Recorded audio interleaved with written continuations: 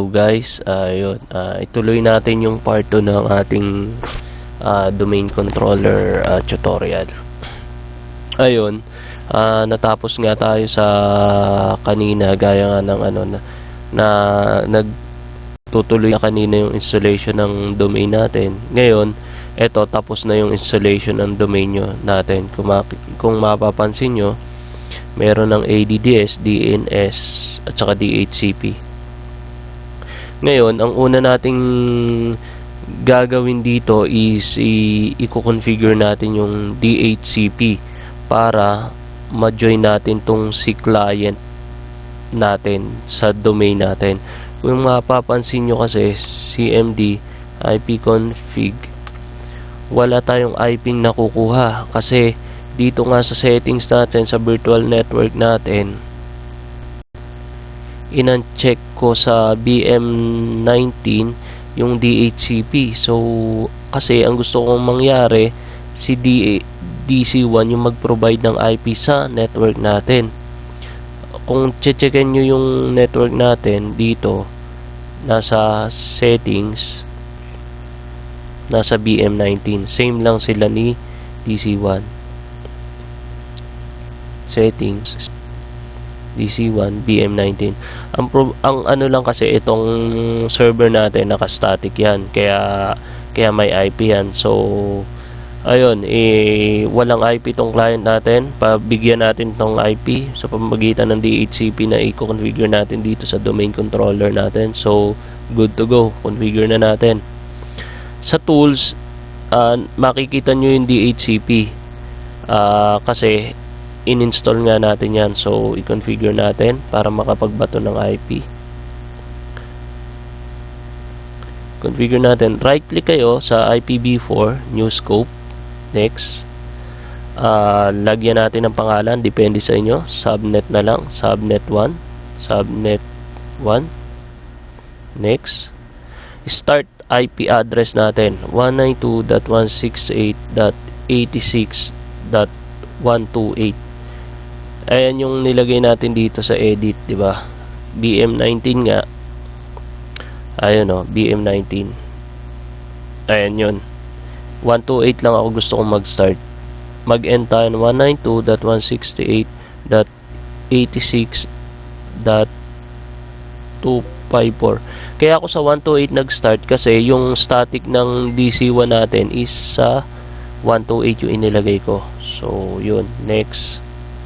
Excluded IP, yung hindi ibabato ng network natin, 192.168.86.128 kasi yung 128 ginamit ko na sa domain ko, 192.168.86.35.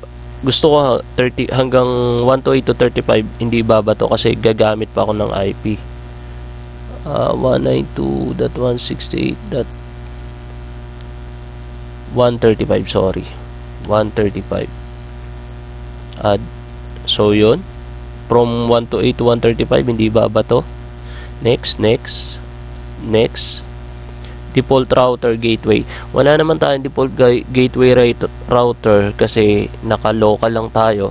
Ngayon, kung na isang real world na kayo, yun, kailangan nyo yan kasi kasama yan sa pagbato ng DHCP nyo. 192.168.86.1. Naglagay lang ako. So yun, yan yung makikita yung gateway na ibabato ng DHCP natin.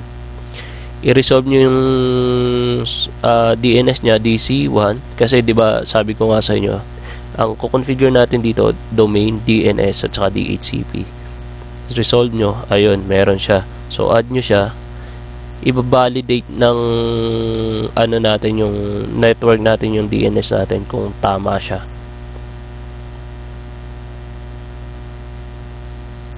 Ayun, remove na natin tong isa kasi dalawa. Next, wins, next nyo lang, scope. Ayan. So yun, close nyo lang. Ako ipinin ko na yung DHCP ko dito, pero kung gusto nyo makita sa tools, DHCP, ayun lang siya. Ayun. So yun, Dapat ang makikita nyo is naka-check yan. Kung hindi, i-authorize nyo. Ito, unauthorized, ibig sabihin hindi na papatayin natin. Authorize, siya yung bubuhayin natin. Kaya naka-unauthorized yan, buhay na siya. So yun,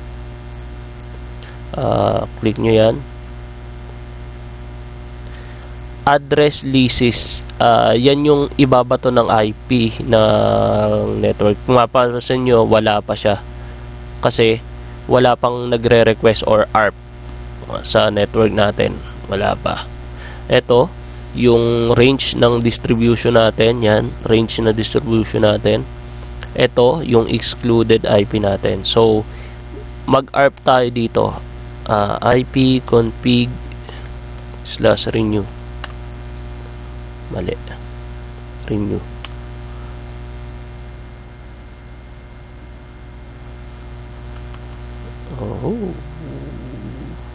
IP config, tanga, mali, IP config. Ayun, pansin nyo, nagbato siya ng IP yung server natin, 1.36, 255 yung subnet, yung gateway natin.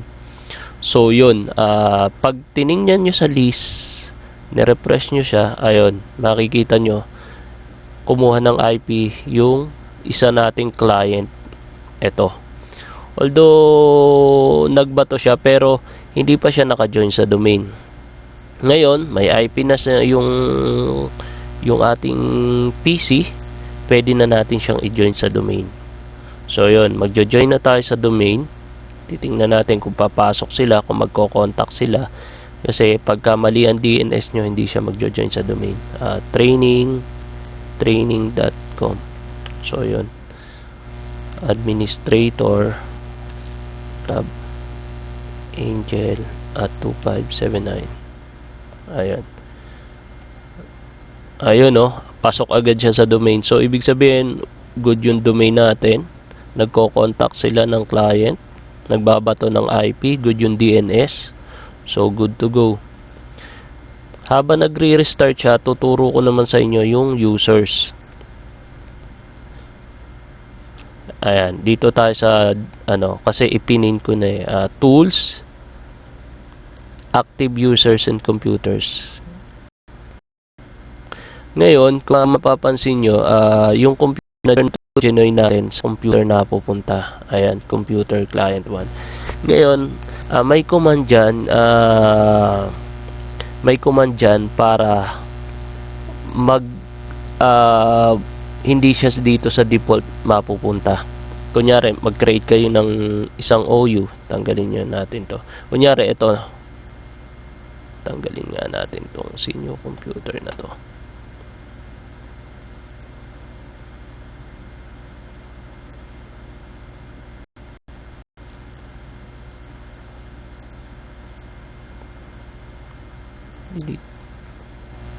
Kunyari, gusto nyo, pag nag-join kayo ng computer, hindi dito sa default na ito pupunta, kasi by default dito talaga siya pupunta. Lahat ng i-join nyo sa domain nyo, dito siya pupunta.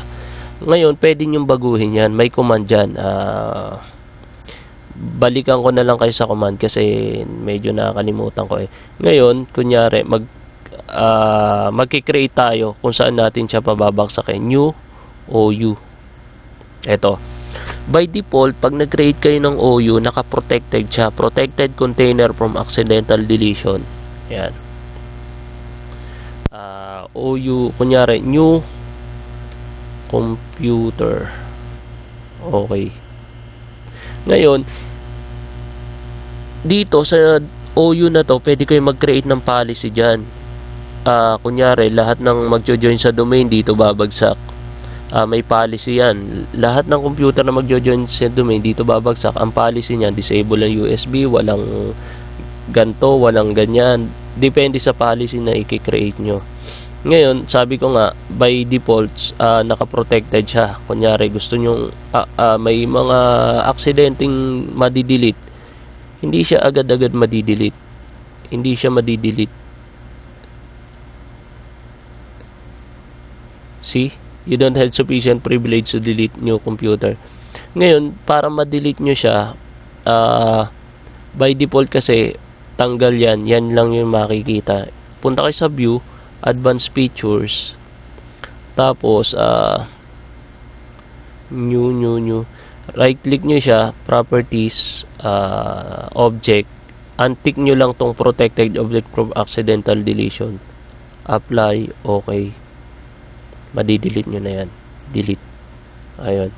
So, yun yung security ng OU natin. Pag nag-create tayo ng OU, automatic siya may security. Hindi siya pwedeng accidental madi-delete unless i-advance nyo nga tapos i-untick nyo yung security niya. Ngayon, tuturuan ko naman kayo mag-create ng user. Ang user, yan yung ginagamit natin paglalagin natin dito sa domain, sa PC natin, sa isang organization. Ang pag-create ng user, right-click nyo lang kayo, punta kayo sa OU, right-click nyo, new, user, kunyari, Pedro, last name, Penduko, Pedro dot Penduko. Ako kasi para unique yung sa akin, nilalagyan ko ng dot sa gitna para kunyari Juan, first name then last name. Next. Ito, user must change password at next log on. Ibig sabihin nito, pag naglagay ako ng password dito at nag-login si user dito sa client natin, manghihingi siya ng bagong password na ipoprovide ng user, which is yun yung tamang settings ng infra natin kasi hindi naman dapat na alam natin yung password. Dapat si user lang yung may alam ng password for security. So yun, since trial lang naman to, dito tayo para hindi napapalit-palit ang password. Mahirap eh. User cannot change password. Password never expires. Angel at 257. Angel at 2579.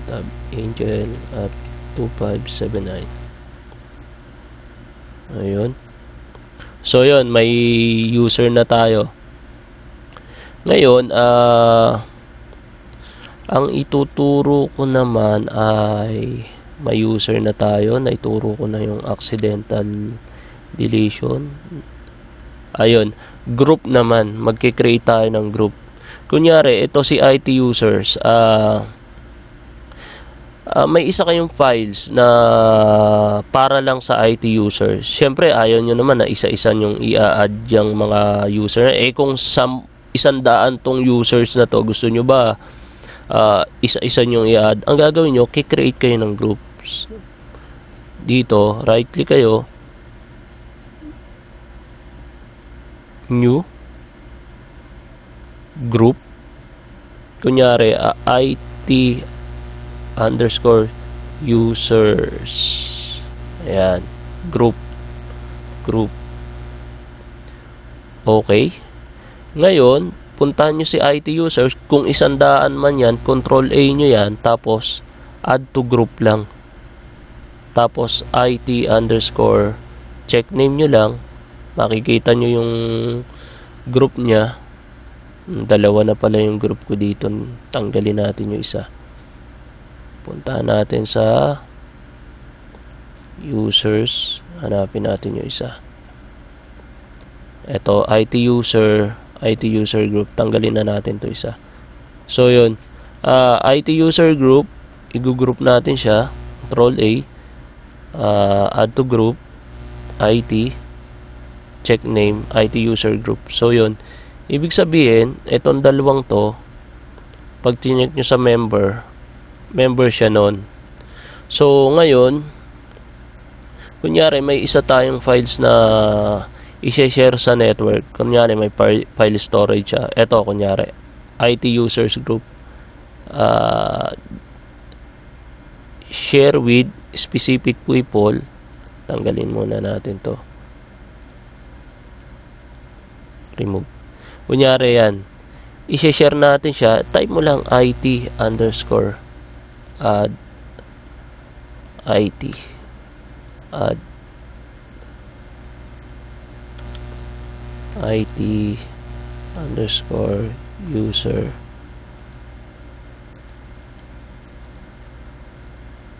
Bang group natin? Check natin. IT underscore user group.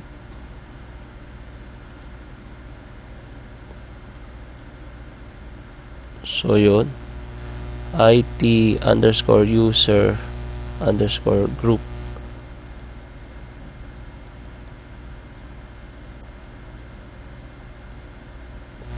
IT underscore user. Ayun. Pagka ayaw, click nyo yun, find people. Ayun. Kung read only lang, kung read write, kung read write, kasi sila naman may karapatan doon. So ibig sabihin, hindi natin, kung 1,000 man yan, hindi tayo isa-isang naka-group na siya. Tanggalin nyo na lang doon sa group kung sino man yung hindi kasama na mag-a-access ng file na yun. So yun, naturo ko na yung group. Eto, pag-create ng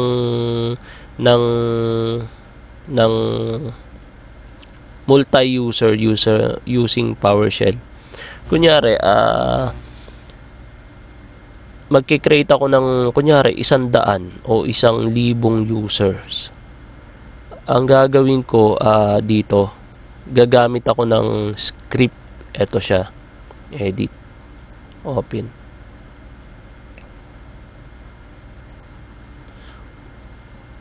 Open with Notepad. Ayan. Ito dito nakalagay yung OU kung saan dadalhin. Ito yung domain natin. Ito yung CSV file na i-import natin. Sabi dito yung first data record, first name and last name.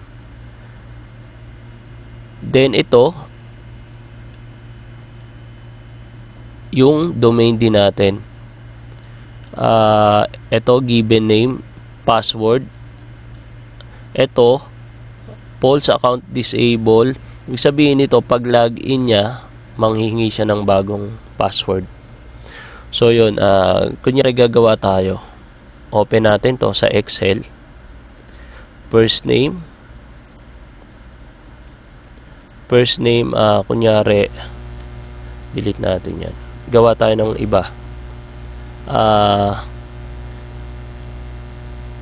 Rick Santos. Juan Tanga. Pogi. Sila. Ako. Ikaw. Ayan. Tapos, save lang natin yung file. Save as CSV. So, yun. Overwrite lang natin. Yes. Yes. Close. Save. Yes. Yes. Yes. Ngayon, yun, sinave na natin si users. Kailangan CSV format siya. Ngayon, gagawa tayo ng isang OU dito sa ating training domain. Lagyan natin ng new OU.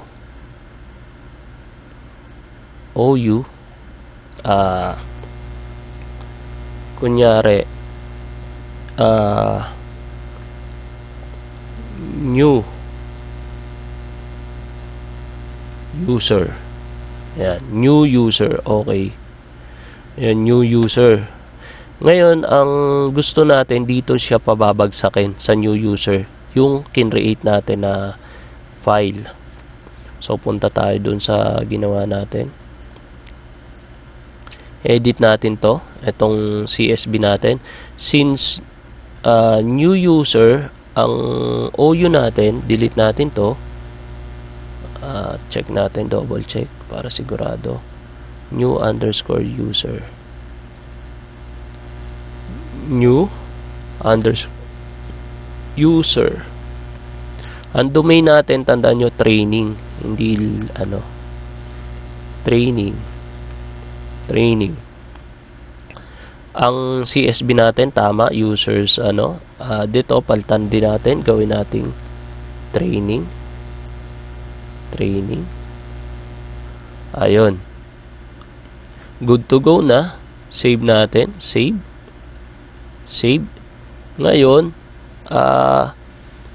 etong file na to naka-pat yan dito. Kung gusto nyo hugutin nyo, nasa my documents ko yan. Ayan siya. Huhugutin ko siya dyan. Paano ko huhugutin siya? Punta ko sa BM, settings, option, share. Ito, always enable. Tapos, add ako. Next. Browse. Punta ko sa my documents. Yun. Since nagawa ko na siya, ayan na siya. Ihuhugutin ko na lang dito. Pinakita ko lang sa inyo para pag nag-lab kayo, alam nyong gawin. Ayun, para may idea lang kayo.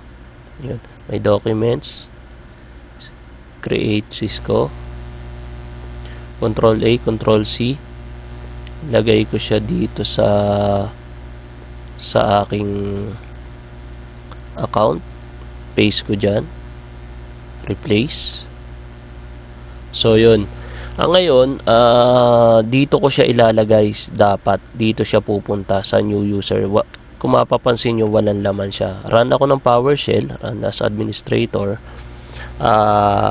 Set-execution policy remote sign. Kaya ako yung ginaganyan para tatlo kasi yan yung remote side, unrestricted, para sigurado. Punta tayo sa net.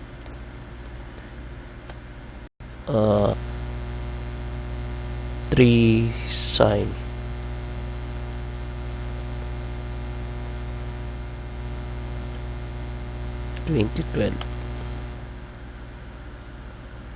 Ayan.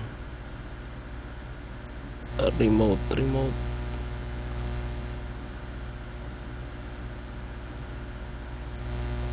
Remote sign. Ayan. Using the execution, yan. Restricted, all signed, remote sign, unrestricted. Yan yun. Yan yung mga So, yun. Tatagal. Oh, yes. Yan. Ngayon, kukunin natin yung path na yun. Path nung ating file na yun. Yung ating script. cd account. So yun, dir, mali, dir, ayun,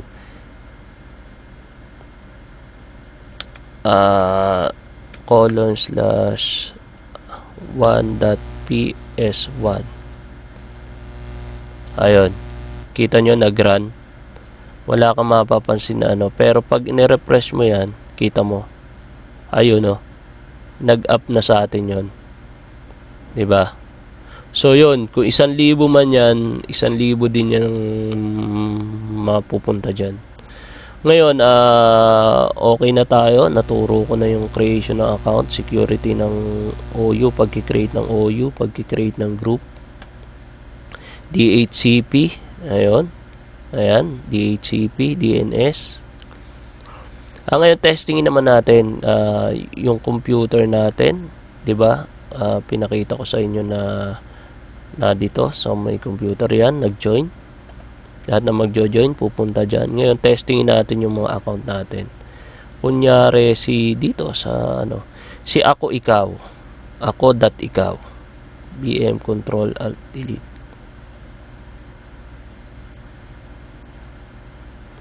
Ito, naka-local yan, kaya punta kayo dito, click nyo lang to, other user, ako.ikaw. Yung default natin, Angel, at 2579. Kung mapapansin nyo, yun, nanghihingi siya ng bagong password. Accenture at 123. Accenture. Mali. Kaya ayaw kong password. Hindi ako makapag-isip ng password. Accenture 1. Accenture 1. Ayun, nag-change na siya ng password. Yun. Password has been changed. So yun, maglalagin na siya.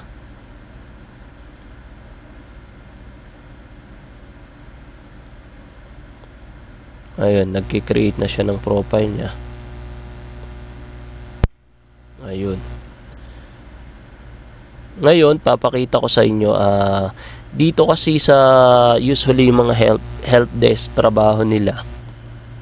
Ayan, sa mga user, hindi maiwasan yun, nala-lockout sila, na unlock, na di-disable yung account. Ayun, turo ko sa inyo, pag eto kunyari ikaw, nakatatlong attempt siya na wrong password, nalalock siya. Makikita nyo dito sa account, may tick ito, may naka-check. Ayun, untick nyo lang siya. Pag ang error i-lock out yung account, untick nyo lang siya. Yan, pag nakaganyan yun, nakalock. Pag nakaganyan, hindi nakalock. Tapos kung gusto nyo naman yung user, kunyari bagong user siya, 6 months lang siya, kunyari, ayan, iseset nyo niya kung kailan siya mag-e-end. Kunyari, ma-expire siya ng 30. Ayun, apply. Ibig sabihin, hanggang 30 lang siya ng June 15. Yung June 30, yun lang siya. Makakalagin sa ating organization, sa domain natin. Tapos, yung iba na nagpapareset ng password kasi nakalimutan, dito sila pumupunta, reset. Pag nakakalimutan ng user ang password niya, hindi niya malaman, paano niya? 'Di ba? Reset natin yung password diyan. Ayan, may unlock din, ganyan. Ayun, yung iba na di-disable, kunyari ito, 'di ba? Hintayin natin maka-login to. Tapos log off natin. Tapos subukan natin i-disable yung account niya.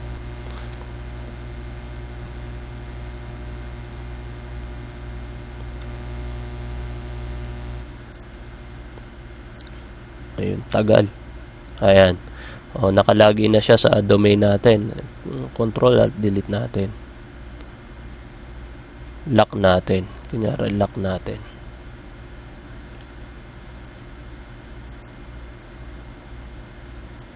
Lock. So, yun. Ang gagawin natin, i-disable natin yung account. Ayan. Disable account. Yun. So, disable na siya. BM, Control Alt Delete. Try nating mag-login. Accenture 1. Hindi log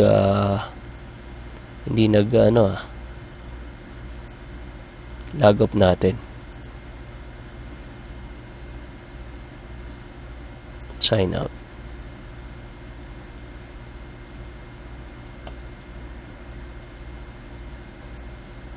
BM, Control Alt Delete. Ikaw ako. Accenture 1. Ayan yung error. Your account has been disabled. Please see your administrator. Ngayon, ang gagawin natin dyan, enable lang natin. Enable account. Okay. Ayan.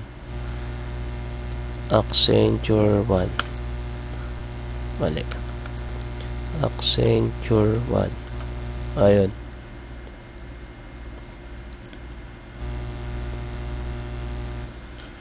Ayan yun. Ayun, sa ngayon muna, i-continue ko na lang uli yung iba kasi anong oras na, alas manonood pa ako ng Forevermore. Ayun, salamat. Sana nag-enjoy kayo at sabay-sabay tayong matuto. Ayun po, salamat.